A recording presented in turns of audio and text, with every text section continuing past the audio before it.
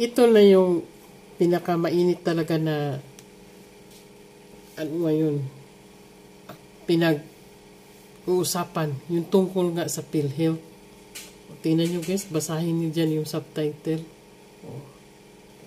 Isa rin si Manong Ted Pailo na ayaw niya, hindi siya aminado doon sa nangyayari ngayon sa PhilHealth. Walang budget na binigay. Yan pa naman ang pinaka-importante. Hindi daw binigyan ng budget sa BICAM hearing nila dahil ang PhilHealth daw, ang pera hindi daw gumagalaw, nakapundo lang daw. Kung nakapundo na yung pera, di i-disperse nyo. Anong gagawin nyo? Kayo, taga-Congress, saka sa Senado, kung yan ang dapat yung gawa ng batas. Kasi nakapundo man kaya, hindi gumagalaw, kumbaga naka-frozen. Di, huwag nyo i-frozen. Ibig sabihin, ipagalaw nyo. Gamitin. O yan, ang gawa kayo ng batas dyan. O, ngayon, halimbawa, lalo-lalo yung mga senior citizen, mga bata. O, magpagamot ka. Anong babanatan sa'yo? Laboratory ka agad. Hindi lang isang beses mag-laboratory. Araw-araw may lab test, laboratory test, ganun. Oh, may bayad yun. Bakit hindi akuin niya ng PhilHealth? Oh. Kasi ang importante talaga sa bansa natin na tutukan ang pangangailangan. Hindi lang social welfare, mga social needs, yung medical mismo, yan, ang tutukan ninyo. Gawa kayo ng batas dyan. Oh. Lab test, kahit sa senior, mahal pa rin. Alam nyo guys, mas maganda yung every year or semi-annual, mayroon kang check-up sa doktor sa iyong katawan. Ang pinaka-mabisa dyan guys, mayroon kang blood chemistry, yung may fasting ka, yung kumbaga executive check-up. O, dapat yun talaga, lalong-lalo na sa mga may edad na. Kaso nga, gustuhin man natin, pero hindi pa rin natin magusto. Bakit? O, pera lang. Ang ano dyan ang nagbibigay ng problema. Walang sapat na pera. Lab test, bayad ka. Magkano babayaran mo kung executive check-up ka? Yan. Lumabas na yan si Grace po. Yan ang sinabi niya. Hindi daw binigyan ng pundo kasi yung pera daw, nakapundo lang daw sa PhilHealth. Naku, Madam Grace po, gumawa ka na ng batas na yun na nga, sample, yung mga laboratory, nyo na, ilibre niya na sa doktor. Kumbaga, kung magpa-check up ka, may lab test, wala ka nang babayaran doon. Pwede lang sa doctor's fee. Talagang babayaran mo yun. Magkano lang naman yun. O, di ba? Hindi lang yan sa mga lab test. Sa mga operation, major operation, minor operation, at saka yung gamot. Sana hindi nawala yung malasakit center or yung mga financial assistance and yung kasi si Coco Pimentel, question niya, bakit hindi man lang binigyan ng kahit ilang milyones man lang ang PhilHealth? Ayun, punta ka sa mga at DSWD or Office of the Vice President or saan pa yung mga dyan, nangmimigay ng mga ayuda, yung mga financial, medical assistance and hospitalization assistance. Wala. Instead na 100% ang ibigay sa'yo, hindi na magiging 100%, 50% na lang. Oh. Paano yun? Sample. Sample lang ha. Nagpa-examine ka sa doktor, nagpa-check up ka. Natural. O sige, doctor's fee, bayad ka kaagad. Lab test, bayad ka. Ngayon, pagdating sa gamutan, may resita ang doktor sa'yo. Sa katerbang resita. For 3 months or 6 months, balik ka. Hindi siyempre, hindi mo kaya yung mga gamot na niresita ng doktor, humingi ka ng tulong sa DSWD. Pagpunta mo doon, sasabihin sa'yo, ito lang mabigay namin, ma'am. Kalahati lang, ito lang ang budget kasi kulang na. Paghahatian lang natin ang budget. Ay, naku. Useless pa rin yun. Kahit may natanggap kang 50% na tulong galing sa DSWD. Bakit? Hindi mo mapatuloy yun. Kasi nga wala ka nga pirang ibigay, ibili na eh. Oh. Alam nga naman, magbili ka, 4 na piraso lang. Oh. After that, saan ka na naman kukuha ng budget?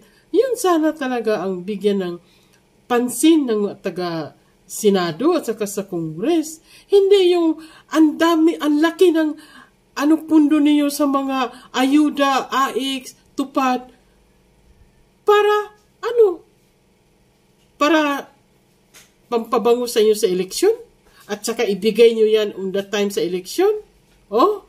Tapos pagbigay nyo, mayroon na naman kayo abante na mensahe dyan. Sabihin nyo na ganito, ganyan. Oh, ito. Yung nagbibigay ng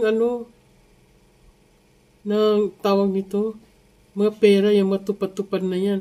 Kung sa Bisaya, pag ipalamian lang mo, anak, kaya wa pa moabot ang ilang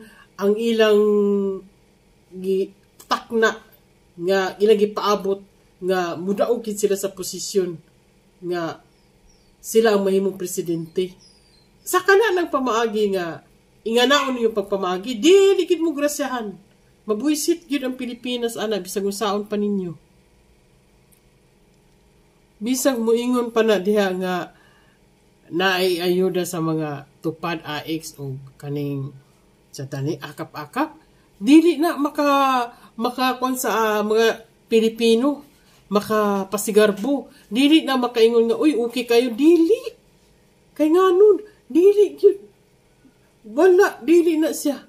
Kay gano, mas importante ang PhilHealth o ang malasakit center kaning mga hospitalization unta sa katawan kana mo maging basic needs sa mga kaning Pilipino karon sa kamahal sa ato pamaliton.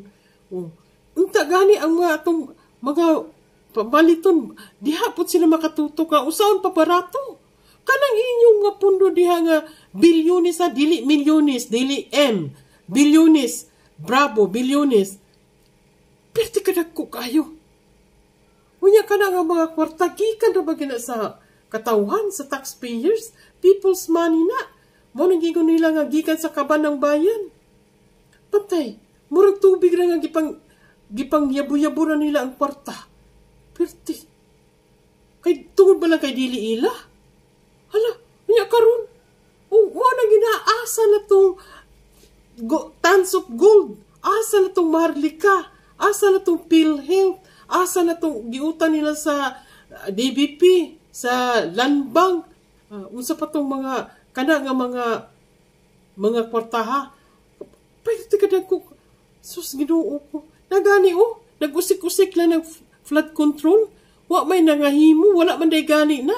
Nya pagsuna ni BBM, niingon siya nga, nakuumplito na 2005 ka flood control, ni isa man day wa pa'y nahimo. Hala ka, giunsa ka nila na. Nakani po rin mga tao, labi na kaning, wa man ko nang ingon ang himaraot ko ha. Kani bitang mga pobre kayo nga mga kaisunan nato, tungkol kay naingana, pagtuon nila forever na. Uy, dili in tao na, mga sister, mga brother.